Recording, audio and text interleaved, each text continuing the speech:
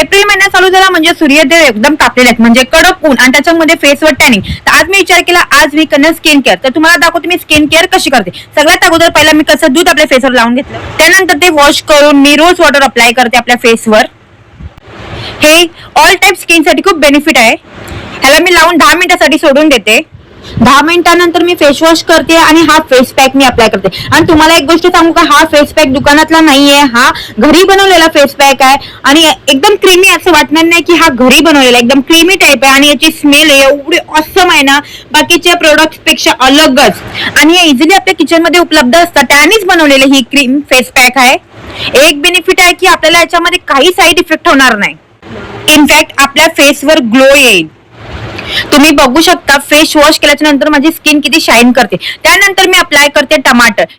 Tomato मध्ये vitamin C असते, त्यामुळे चमकदार स्किन बनवते आणि डाग धब्बे पण दूर करण्यास मदत करते.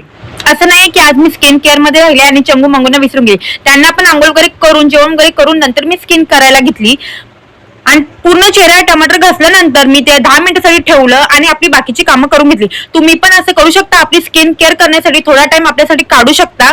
तर तुम्हाला जर घरगुती फेस पॅक पाहिजे असेल तर नक्की कमेंट्स करा. मी त्याच्यावर एक व्हिडिओ बनवणार, मी कशा पद्धतीने ते काय काय ऍड करून तो फेस पॅक बनवलाय ते नक्की हा व्हिडिओ बनवणार. तर चला उद्याच्या ब्लॉग मध्ये भेटू, तोपर्यंत बाय बाय. आणि चॅनलला सबस्क्राईब करायला विसरू नका.